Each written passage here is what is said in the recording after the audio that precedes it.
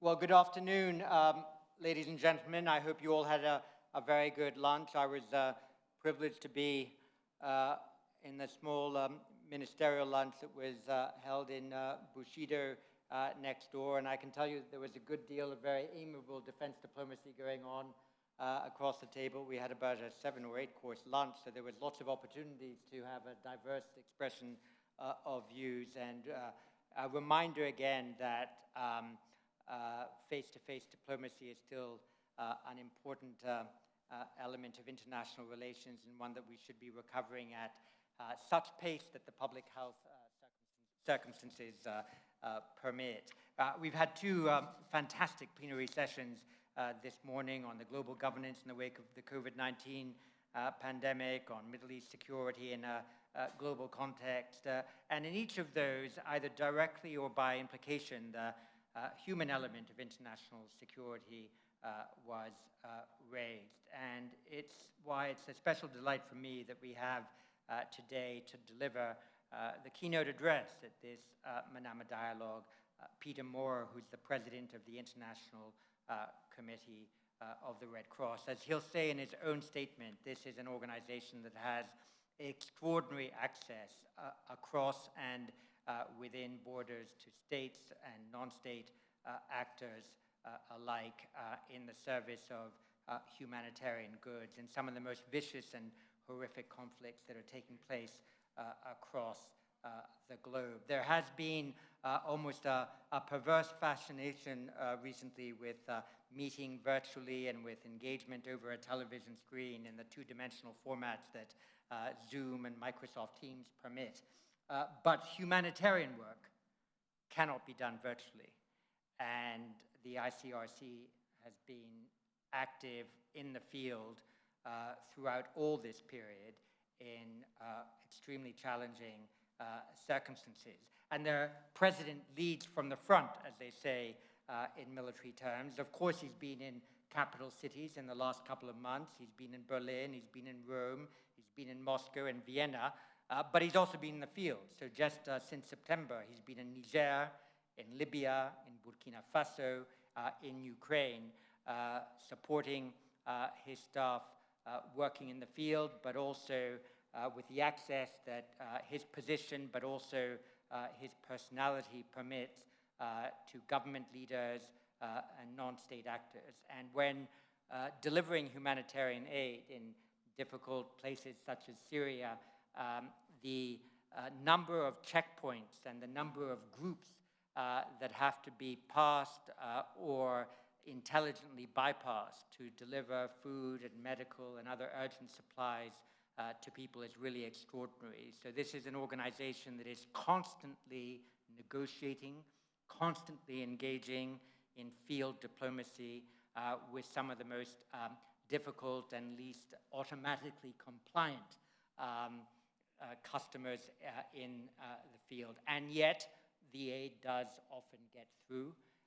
Sometimes it gets very tragically stuck, and then the diplomatic skills of the ICRC have to be energized to speak to heads of state and also leaders of non-state transnational armed groups, and indeed others who may, for their own political reasons, sometimes be using humanitarian aid as a political device in their own jurisdictions. And the international nature of the ICRC is also a reminder that it's not just regional states that can sometimes assist, but also states from outside that need to use their diplomatic good offices to ensure that at least these humanitarian goods can be transacted in these situations. And so we were very keen to have Peter Maurer address the question of humanitarian aid and conflict. This is an organization that works with the military, and it also works with civil society, as it's called. And we, as the International Institute for Strategic Studies, with a strong conflict security and development program, want to make certain that that perspective was also brought to the fore. So with that impartial filibustering introduction, may I now invite Peter Maurer to deliver the keynote address at the Manama Dialogue.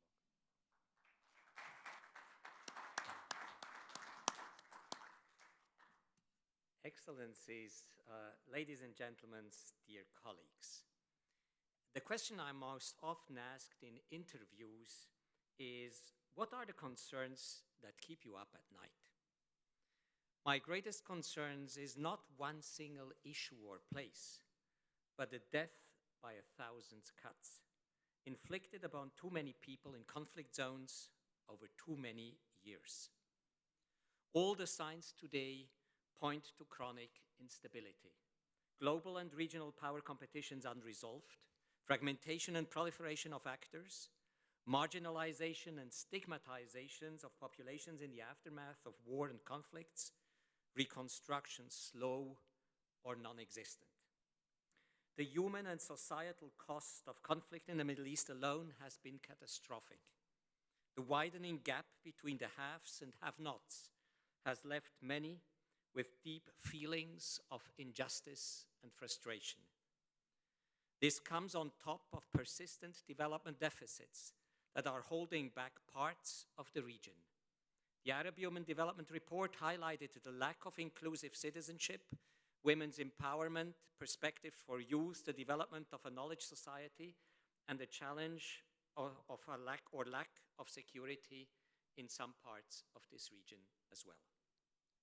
Other alarming dynamics at play in the region include the large-scale systematic destructions of towns and cities and the absence of mitigating measures that uphold international humanitarian law, IHL as we call it in abbreviation, or the law of conflict as some of you call it.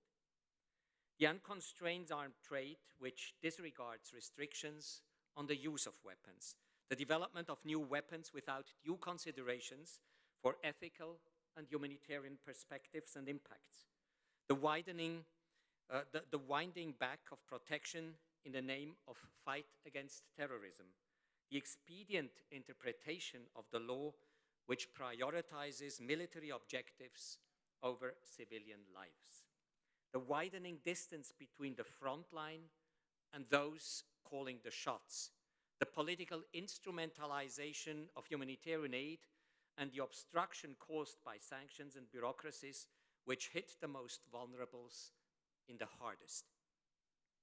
On my regular visits in the region, the devastating human face of indiscriminate warfare is clear. I meet those who have lost family members, homes and livelihoods. They are exhausted with the years of violence, and they describe wars fought without mercy and humanity. They want their lives back, jobs, education, safety. And they want hope, which for many right now seems elusive. This region is the focus of the ICRC's work, with at least 1/3 of all our operations globally, in figures 604 million Swiss francs to be spent here in the next year in 2021. Syria has been our largest operation for 8 years in a row. This year marks 40 years of ICRC operations in Iraq. We have been in Yemen for more than 60 years, Afghanistan for 33 years. This is an area of protracted conflict where countries are in crisis for decades and where suffering and trauma is extended across generations. Children are growing up in the rubble of buildings, their education lost. People are displaced 3, 4, 5 times. Families from Syria live in tents in Lebanon 9 years after they fled. For those searching for missing loved ones, the years pass, their grief does not. Today, there is one big zone of instability, extending from the Western Sahara via Libya to Iraq in the north, and through the Sahel, the Lake Chad Basin, the Sudan, and the Horn of Africa in the south. Conflicts in the Middle East seep into Africa and vice versa.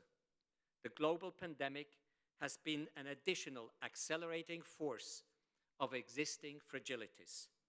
Health systems like those in Yemen were already operating at less than 50% over the last couple of years. As countries shifted their focus to address COVID-19, other health issues were neglected, from childhood vaccination to treatment of chronic diseases and mental health services. The 3 pieces of preventive advice, wash your hands, keep your distance from others, stay at home, was irreconcilable in the displacement camps and the prisons where the ICRC works, places where clean water is scarce, overcrowding a way of life, and home a distant memory of the millions of long-term displaced. As economic crisis hit communities, those on the edges are pushed further behind. Discrimination and ostracization are daily realities for millions of people. Exclusion occurs on multiple levels. People are locked out of economic participation or education. Others are excluded in the name of punishment, those accused of committing terrorist acts, detained without judicial process, those perceived to be affiliated with the enemy, including families of foreign fighters. A desire for revenge may be understandable when years of conflict and atrocities have divided communities. But history also shows us that politics and practices that are driven by short-term considerations that stigmatize parts of the population work against long-term stability. It is clear to me we need to do things differently. Our experience over decades tells us that a focus on security without a focus on human dimension of conflict is in fact no security at all. From the very beginnings of almost 160 years ago, the International Committee of the Red Cross has been about much more than delivering emergency aid. Humanitarian assistance is necessary to help people survive, but not enough to break the vicious cycle of violence. Changing belligerent behavior to prevent further violence and violations of norms and to bring normality back to societies is essential. This is not wishful thinking. Policies and behaviors that accord with international humanitarian law and humanitarian action are practical ways to leave vicious cycles behind and take pathways to peace. Civilian populations must not become the hostage of political and security disagreements. That's why I'm proposing today a renewed and re-energized partnership and engagement with all countries of the region through which we can work together to turn the tide. Neutral, independent, and impartial humanitarian work and its contribution to stability is a critical building block for such a partnership. For centuries, societies have known that there must be limits to violence that is inflicted on the other side because of the lasting divisions that can be difficult to heal. International humanitarian law is built on long-standing customary norms and rules to ensure there is a minimum of humanity. Even in the deadliest of conflicts, the ICRC as a neutral intermediary sees how shared humanitarian objectives can help parties find common ground, whether through exchanges of prisoners, evacuations of the wounded, cross-line humanitarian activities, or the respectful exchange of human remains. The ICRC is called on to facilitate these mutual trust-building measures thanks to our neutral, independent, and impartial role. In October, in what UN Special Envoy Martin Griffiths described as an airlift of hope, we facilitated the return of more than 1,000 people detained in relation to the conflict in Yemen. The release operation was the result of 2 years of talks and many years of trust building with the parties, building on the Stockholm Agreement of late 2018. There is hope that with enough confidence building, measures such as this could pave the way for progress on a wider peace arrangement. Frontline humanitarian action can be a stabilizing factor to hold back development losses. For example, in Syria, as the war shifted to a new phase, we adopted a two-track approach, providing food and shelter to displaced populations, while also working in more stable areas to repair water, electricity infrastructure, so that people will have basic services when they return. We also ramped up our microeconomic initiatives to prepare the way for a return to regular economic life. Let there be no doubt, professional humanitarian work extends far beyond delivering bags of food. There are critical skills involved in negotiating access and acceptance and navigating political and societal tensions. The principle of impartiality means that we must look first to those who are most in need, most vulnerable, and hardest to reach. To turn now to Iraq, where more than 1.3 million people are displaced and more than 90% have been displaced for more than 3 years, their future remains an unanswered question. Time is not on our side. The longer it takes for people to achieve a safe and dignified return, the deeper divisions are entrenched and more difficult they are to repair. Many who have fled fighting are slowly returning, and in line with international law, this must only happen when non-refoulement is assured. Others, stigmatized for being perceived as having been too close to the enemy, are left in limbo. Their villages are but rubble, often the last one on the list for reconstruction. It is difficult to imagine former enemies living as neighbors, but we must ask ourselves, what can be done so that people, often women and children, have hopes for a future rather than wait to be molded into the fighters of tomorrow? Boys without education, health, or a chance of life can and have grown up to become men with guns. With approval from Iraqi authorities, the ICRC has taken steps to help groups of women and children return to their communities. The process is as important as the result. Through community mediation, we work with community leaders to help foster acceptance for their return. We help both the returnees and the existing communities to rebuild and to set up microeconomic initiatives. This broad approach is vital for social repair. A small income can protect returnees falling into destitution or homelessness that could lead to further ostracization. Our aims always are to reduce points of friction, in the absence of which communities can begin to heal themselves. The ICRC is also working hard across the region to find answers for families of missing people who are desperate in searching for news. The issue of missing people haunts the region, and it is one of the most critical aspects for reconciliation. We estimate that it affects millions. Our staff are overwhelmed by mothers asking for their sons, husbands searching for their wives. It is an issue that can leave deep scars in communities, but it is also one where parties can reach mutual agreements on humanitarian grounds to share information or to allow the return of remains. Despite the clear contribution of humanitarians to alleviating suffering, laying groundwork for stabilization, humanitarian work remains severely underfunded. This is compounded today as COVID-19 pandemic see some donors' states reallocate funds to domestic issues. The truth is that this year only, the ICRC's operations in Iraq is underfunded. Afghanistan is underfunded. These shortfalls come at a time when we see people's needs skyrocketing and economic crisis looming. Conflict dynamics over the last few decades have severely destabilized whole regions, and it seems unlikely that humanitarian action can be financed in the future just by transferring money from only a few states to humanitarian organizations.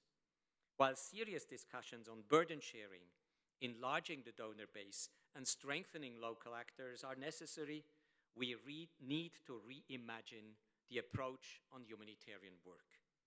Given the huge financial and innovative capacity of this region, new and more innovative forms of assisting people should be started and should start here. Today, it is better to help affected populations through income-generating activities than by making them beneficiaries dependent on traditional aid. In many places, it is better to replace aid delivered by trucks with cash transfers to those in need.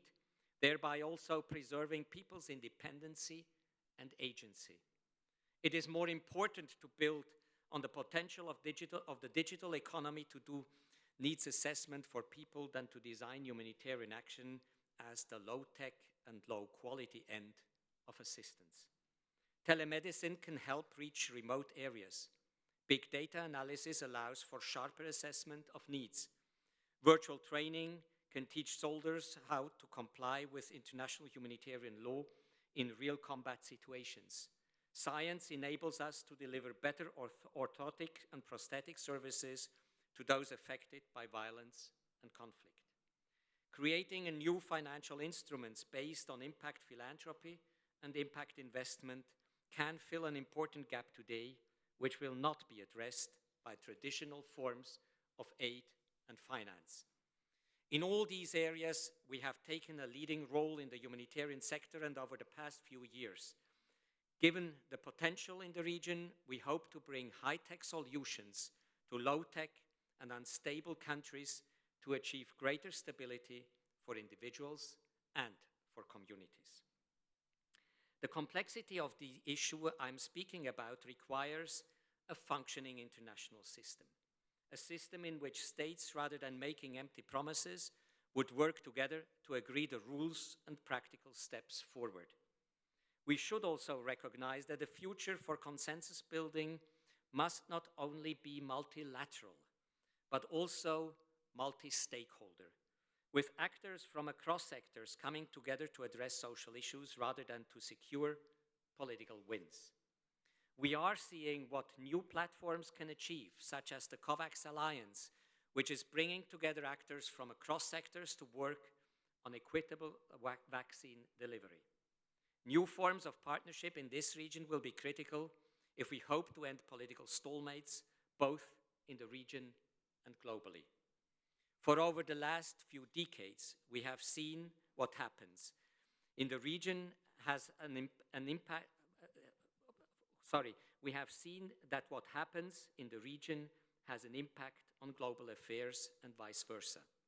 From the Israeli-Palestinian conflict and controversial interpretations of the Geneva Conventions over occupation, use of force, or terrorism, to the treatment of detainees, to the use of chemical weapons, or especially cruel treatment of the fighting in Syria and Iraq, the interplay between regional and global issues is obvious.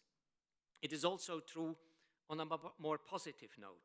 As recently as last year, the decades-old search for tens of thousands of people who went missing in the Iran-Iraq war and the Gulf War brought under the leadership of Kuwait a consensual resolution before the Security Council of the UN. Moreover, the resolution recognized international humanitarian law as a key instrument for healing the wounds of war and making pathways to reconciliation. Across the Middle East, the ICRC works hard to build relations with all parties to armed conflicts and those who influence them. Our dialogues aim to secure respect for the laws protecting people in conflict and acceptance for neutral and independent humanitarian action. We also explore opportunities to act as a neutral intermediary and to build belligerents' trust. The global focus on the Middle East and the Muslim world in general has led the ICRC to reach out regularly to academic and religious circles to better understand the compatibility of the rules governing war and the use of force, in particular also with Islamic law. In partnership with the United Arab Emirates Ministry of Defense, we are sharing best practices regarding the laws of military operations and decision-making processes in combat and law enforcement operations.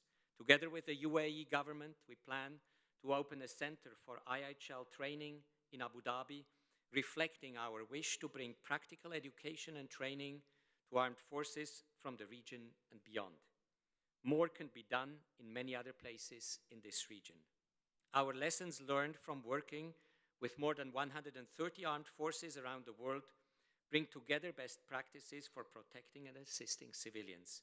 They are there to be discussed and incorporated into armed forces training, doctrine, ground rules, and practice.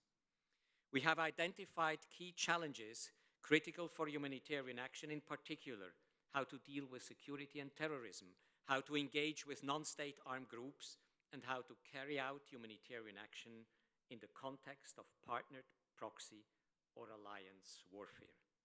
Today, over a third of non-international armed conflicts involve coalitions of state and non-state armed groups. The ICRC has launched a global initiative to work with armed forces and other stakeholders to identify practical measures that will improve the protection of civilians. We are collecting and decontextualizing these lessons so that they can be usefully shared with others and integrated again in training materials. The ICRC also strives to engage with non-state armed groups. The imperative is clear. With a rising number of groups, in fact, more armed groups have emerged in the past 7 years on our radar screen than in the previous 7 decades.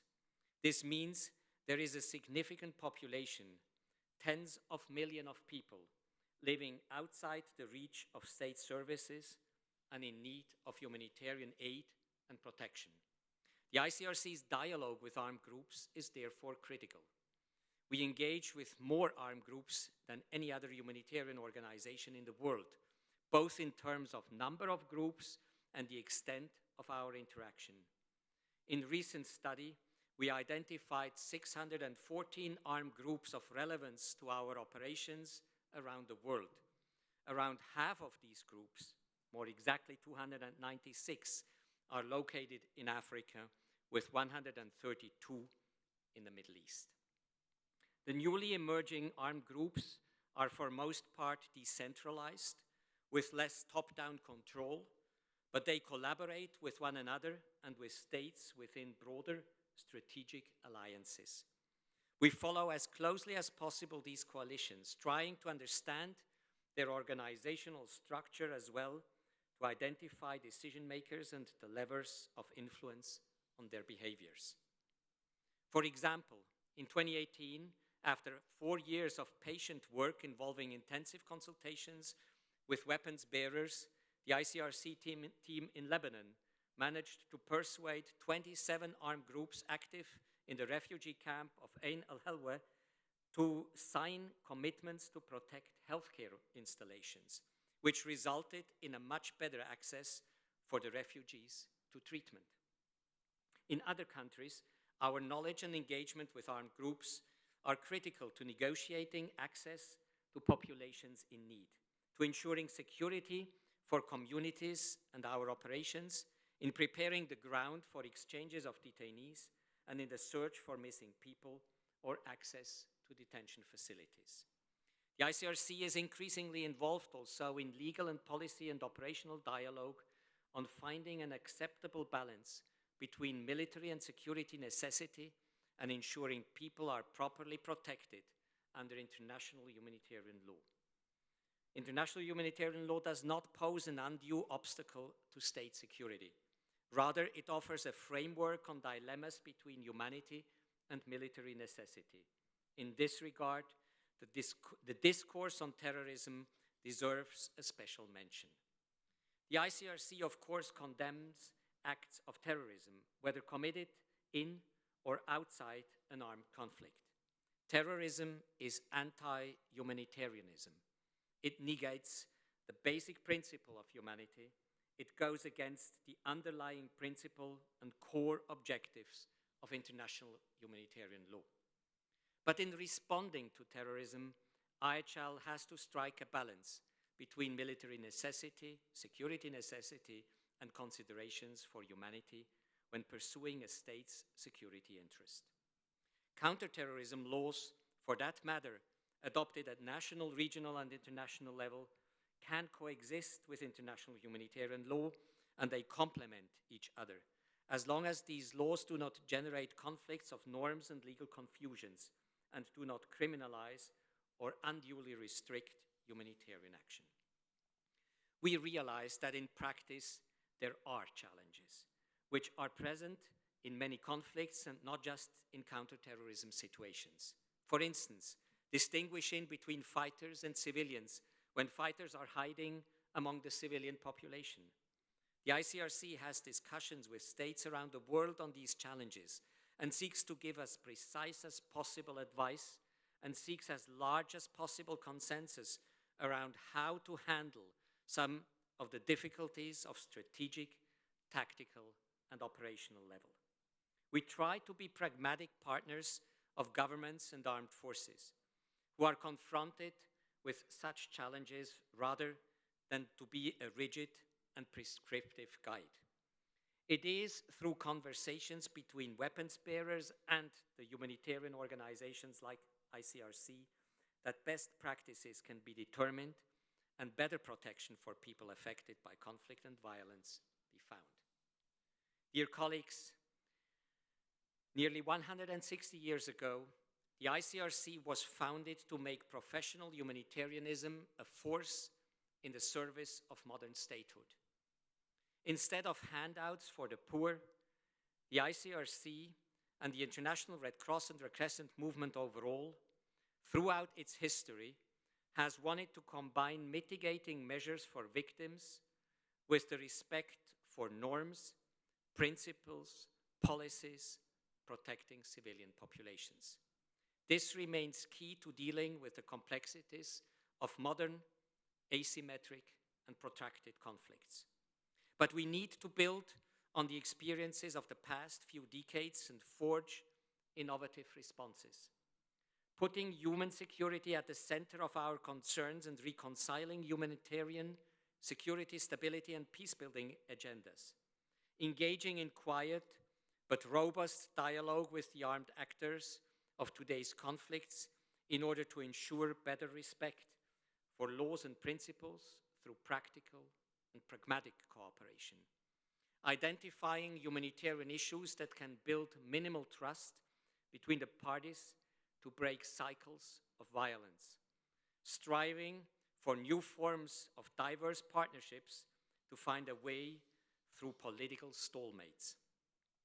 Dear colleagues and friends, excellencies, when discussing the political, security, and strategic issues of concern to your countries, we urge you to keep human security as your focus. Without it, we risk chronic instability and cycles of violence without end. I thank you.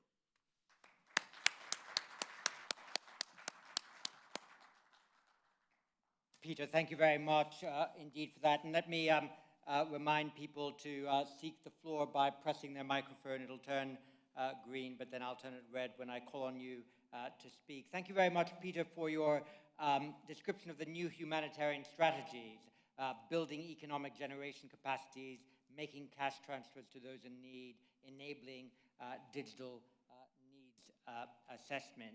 And I know that the IISS team, both in the military balance group and the conflict security and development team, would be delighted to talk to you about the 614 armed groups that you've identified, and in particular the 132 in the Middle East, and as it were, quietly compare notes, data, and evidence. So we look forward to that intellectual collaboration.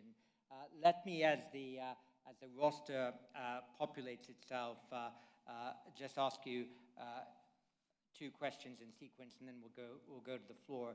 The first is, I imagine that the ICRC, like all good organizations, has a risk register. It might keep it to itself, but you will want to know about where you might, in 2, 4, 8 months, need to deploy your humanitarian resources. What would you say are the key components, the data that you put in, to assess when, as it were, the thermometer of a conflict is rising up and where one might be rising down? Because you need to plan how you organize your capacities. Can you give us a hint on your methodology? Great question, John. I think the methodology is heavily informed by the mandate we execute and by the frontline exposure that we have. I think once you are in detention and in hospitals, you basically know a lot about where the shoe of a society is pushing. Once you work with communities and you try to figure out what their needs are, you know what their unsatisfied needs are. And I think the experience of the front line, of being in close contact with populations affected, but also with arms bearers and with those in detention who have been arms bearers at a certain moment. These are three components of our mandate who I think give us insights in compiling the data and the experience all over the world in the conflict regions in which we are, to have a grasp on where the shoe pushes heavily. And I think expanding over the decades on this methodology, following people inside, outside detention, in trainings, but also in active combat situation, looking about the concrete impact, the direct review with military operators on the ground of their military operations, all these factors which are key to our mandate, assisting and protecting, being at the front line, brings us to an overall picture. I mean, the 614 non-state armed groups that I mentioned is a simple compilation. We are active in basically 100 countries around the world, most of them either in tension or in conflict. And if we basically look at our radar screen, to whom do we have to talk in order to have access to populations? You get an impressive telephone book of people on your road between you and communities on which you have to get a grasp on. And I think talking to those actors on all sides is what generates over time and systematically compiled an impression on the tensions and the boiling point in which societies find themselves. Many thanks. I'm going to go to the floor now, but I'm going to ask you a question and we can park it and then you can answer it when you answer the other questions. You, of course, are very keen, as we all are, on conflict resolution, and normally conflict resolution is something to be celebrated. But we noticed in the last 18 months or so there was a conflict resolution, an agreement between Ethiopia and Eritrea that created a new peace between Ethiopia and Eritrea. But I leave you with the question as to whether that peace arrangement between Ethiopia and Eritrea only possibly in a way opened up the path of collaboration between the two for some things that are now happening in Mekelle, where the identity of aims might be unfortunately familiar. But I'll leave that with you and now ask a number of people to come in. I think amongst from our young leaders, Lina Azam.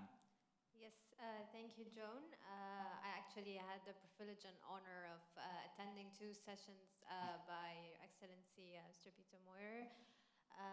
So thank you for this insightful keynote speech. And I actually have 2 questions. The first, COVID-19 has actually been sending a lot of shockwaves throughout the humanitarian system, the system that was already stretched thin by the protracted crisis prior to the pandemic. We're seeing changing dynamics, development actors and international financial institutions are edging more towards humanitarian settings. We see an increase in national ownership issues in terms of relief and recovery. The private sector is also coming on with great influence to support vulnerable populations and are investing more in resilience and humanitarianism. So how do you see this changing dynamics reshaping the international humanitarian order as we know it? My second question is on the increased national ownership. We see this on the national level, but also regional initiatives like the African Humanitarian Architecture, and others. Is this an opportunity or a challenge given the fragility of many settings in which the ICRC operates? And how can it be leveraged if it's an opportunity? How can external aid actors align their efforts with the national and regional actors? Thank you. Thank you very much. Sheikh Mubarak Al-Sabah from Kuwait. Your Excellency, on your 8 years in presidency, being in the front line, Libya, in Syria, in Yemen, in Iraq, in Nagorno-Karabakh, my question is, from your perspectives, what comes first, peace or security? Thank you. Thank you. And from the UK and the IISS, John Rain. Thank you, John. Thank you, Mr. Maurer, for your excellent and inspiring talk on the challenges that you face. I wanted to ask you about non-state actors. And you gave some very graphic statistics for their proliferation. I would add to that in the IISS survey of armed conflict, we identified 36 ongoing conflicts, of which only 4 are between states. So non-state actors define almost modern conflict. What would you recommend to the international community that they do in order to contain the proliferation of non-state actors?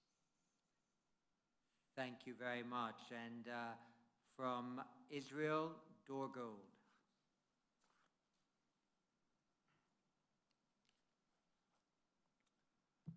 Thank you. My question will perhaps link this session to the previous session. And I really wanted to get your view about how we are dealing with situations where the behavior of players is particularly reprehensible. You have the thankless task of trying to protect humanitarian interests in some of the most difficult situations. And I have to say it is appreciated. But what do we do? In the last session, the expression was coined, well, we want to expand the tent. The tent could be the tent of those who adhere to international humanitarian norms, for example. The question is, can you expand the tent without first insisting that the players or player commit himself to that kind of adherence? Because if you just say, okay, the conflict, we'll sort of set it aside and we'll just plow through with some kind of humanitarian aid, but we don't solve it, things will get worse. One other question. Well, can we keep it with that? We've got the entry visa to the tent question, which is quite a complex one. I've got a couple more to go through, so we'll take that one. Barik Madin. Yes, thank you, Peter, and thank you for the introduction. I too have 2 comments, if you allow me, or 2 questions, actually. You better combine them into one in the interest of equal so they are on human security, as you mentioned. I'm glad to hear of the increased momentum on human security. The first section of the question is a very simple one. How do you define human security as ICRC? Because we do have a lot of competing, definitions and working definitions of it. So that's one.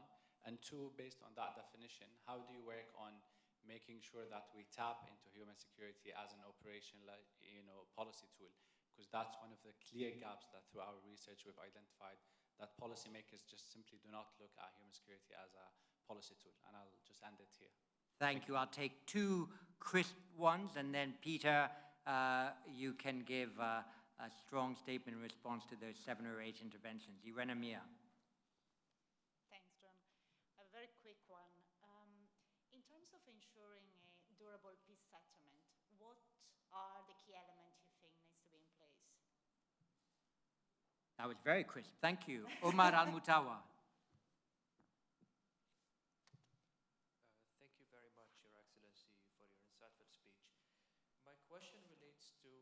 point you made on the changing nature of conflict and the meteoric rise of sub-state actors. How does the ICRC leverage its growing network with sub-state actors to help achieve political stability in regions? Well, Peter, over to you. I didn't count the questions, 8 or 9, but over to you. All of them easy. Yeah, go ahead. Thanks a lot for a great question. I try to be as crisp as I can. I think I made a point on the transformation of the humanitarian system, and I don't believe that this is only true and important because of COVID, but I would recognize that COVID has been, as in many other areas, a powerful accentuator and accelerator of trends that we have been witnessing before. We knew before that the gap between needs and our ability to respond is widening. We knew that before COVID, but COVID has further accentuated, and therefore the pressure to ensure that the humanitarian system is more able to cope with these issues in terms of mobilizing local forces, in terms of responsibilizing national governments to deliver, in terms of energizing the international community to come on board on a broader scale than just with the 25 or 30 donors that have been financing humanitarian action in the past, in terms of innovative practice, reaching out to the private sector, and so on and so on. All these issues have been heavily accentuated and accelerated. And I think the third dimension, which I wanted to mention in that sense, is that COVID has, of course, digitalized humanitarian action as well, in terms of analysis of the humanitarian landscape, but also in terms of new potential of delivering services to people in a different way. And I think we are in the humanitarian system, and how should this be different in a transformatory process which will change fundamentally the landscape to which we are looking at. In that sense, I look at this as a challenge, but also as an opportunity. National ownership is, of course, important. I would, in that sense, only add one caveat to this, and we see this very much in our operations. I think today we talk too much on just the one side or the other side in series of dilemmas with which we are confronted. National ownership has to be welcomed. It's great if people take their own destiny into their own hands, and if government take their destinies into their own hands. But it is also important that national ownership is not a formula to which the international community basically disappears. I think it is all about better interaction and how international actors better support local actors. What comes first, peace or security? I think it's a great question, but the short answer is, of course, none or both. Because I think where we are coming from, I would even provocatively say respect for basic laws and principles come first.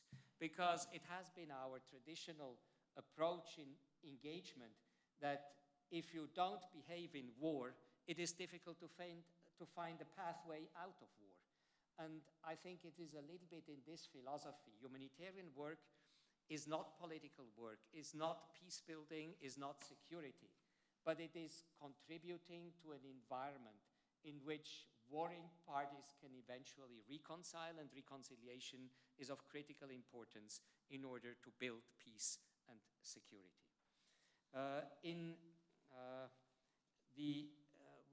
With regard to John Rain, look, my sense is, and I wanted to convey maybe one additional message to your counting of 36 conflicts and only 4 interstate conflicts between states. I think what we have seen today with the proliferation of non-state armed groups, with proliferation and dominant feature of internal armed conflict, is also these alliances which emerge, in which state and non-state actors are involved in broader strategic framework. And I think what states can do is, if they have allies which are non-state actors, to be responsible and ensure that they respect international humanitarian laws and principles. I think that's where I think the very beginning of turning the tide starts. If you partner with non-state actors, better ensure that they behave. I think that's maybe an important element. You have to interject. Just I know you've got one or two other points to raise, but I hadn't been turning to the left enough, and I've just seen a relevant question that's come up online from, as it happens, Fleur de Villas, that goes to exactly this point, and also to the issue of how you develop a risk register to understand whether a conflict is more probable than not. And she asks whether you might talk to the nexus and at times close relationship between escalating state corruption and non-state armed groups. So if you have a state where corruption is high, does that also increase the chances of proliferation of armed groups being created or developed? Well, definitely it does, because if I look at the landscape in which we operate and where the largest number of non-state armed groups are emerging, these are places where there are serious governance issues, where you call it corruption or absence of government control, absence of government services. These are all conditions which afterwards create an environment in which other bodies of societies can organize themselves and will organize themselves. And they may be criminal, non-state armed, they may be different in feature. But it is obvious that the increase of non-state armed actors has a lot to do with a lack and the weaknesses in governance. I would definitely concur. Back to the responsibility of states, we do believe that while amongst the 614 roughly non-state armed groups, half of them we have identified as being purely local, the other half can only survive if supported in one way or another by states. And I think it is important to discuss these issues openly, and you have discussed them openly this morning, or half openly this morning, in some of the panels. I think our point is, while we engage as neutral and impartial humanitarian actor to create a space in which we can assist populations, it is also important to look at the emergence of non-state armed groups as a political phenomenon for peace and security creation. And you need to have and to come to grips as states with this political phenomenon, as we have to come to grips with negotiating access through 10, 20, or 30 non-state armed groups which we find on the way between us and the civilian population. It's obviously an issue on which there are deep divides in the international community.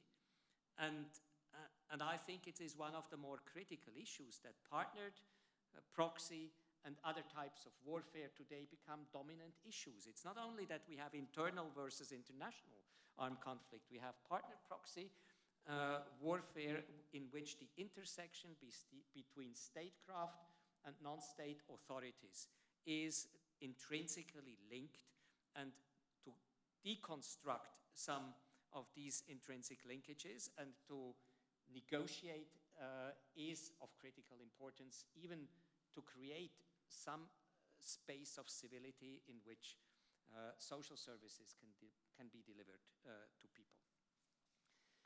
Great question from Mr. Gold. Look, we have never advocated to expand the tent. Who at the end of the day will expand the tent? And who will decide whether somebody is in the tent or out the tent? That would go beyond what I would consider neutral and impartial humanitarian work. So it's, the tent construction is a political issue. I would not use that image. We as humanitarian organization working at the bottom of where problems are can tell you that over 160 years we don't find another basic truth than if you have people, groups in control of territory and population, and if these populations are in need, you have to find a pathway to engage them, and to engage them on the respect of basic norms and principles, not as a condition, but as a pathway, and the very nature of engagement is to engage them on the respect of principles, not to ask for commitments beforehand. I'm less interested in commitments than in deeds. And that's what we are looking at when we engage with non-state armed groups. We don't engage because we have a pleasure to engage. We engage because these groups are in control of territory and populations who otherwise, if not attended, if not assisted, would be in even more and even bigger difficulties. The definition of human security is a big challenge. But at the end of the day, what we try to convey here, if in traditional discourses of IISS, seminars, podiums, the focus is always on interest of state and security of states or state alliances and state systems. We want to sort of shift your attention and say, reflect on security, not only as the security of states, but look at the security of individuals, of communities, and what they tell you about their problems on security. I don't have a definition, and there is no prefixed tool which allows us to say, this is human security. Human security is something very contextual. When I ask people in the Liparco Gurma in northern Nigeria or in rural Afghanistan what security for them is, the reply may be different. There are different interpretations. What is important is to listen what people tell you and to shape security systems around. States must service communities and not the other way around. Maybe last word on Ethiopia. Ethiopia. Piece, I have to skip with the explanation. ICRC, while through good humanitarian work we want to build bridges to peace, we are not an actor in peace building because we consider that peace building and security are intrinsically political issues. But what I do say is we can build bridges between the communities. We can build bridges in order to build on experiences we make in delivering and creating neutral and impartial spaces to facilitate conditions, to create an environment. But I do believe that at the end of the day, peace building is a fundamentally political issue to which we can contribute and which good humanitarianism can be an important basis. How to leverage? Here again, we are cautious to leverage. We leverage our relationships in order to save lives and for people and to create communities which are better off and which are impacted by war and conflict. But we find ways of interaction. Our basic approach is always, it has to be consensual and inclusive. That's how we create neutral and impartial spaces. We do know that this is not yet peace. We do know that much more is needed. And this is the whole point of me being here and of John and myself having, over the last couple of years, this increasingly intensive and intense cooperation, because I'm not pretending I can bring peace building solutions or security systems to the world, but probably in understanding each other better, in knowing where we are coming from, in recognizing that in many places we are at the same time, in the same space, even if we have different perspectives. And I think bringing these elements and trajectories of different disciplines together is what is so critical. And in the humanitarian, peace, security, development, and whatever objective dialogue that you entertain. Peter Maurer, President of the ICRC, thank you very much for your humanitarianism, for your energy, for giving us lots of ideas and prospects for lots of cooperation between IISS and the ICRC. Thank you very much for our keynote address.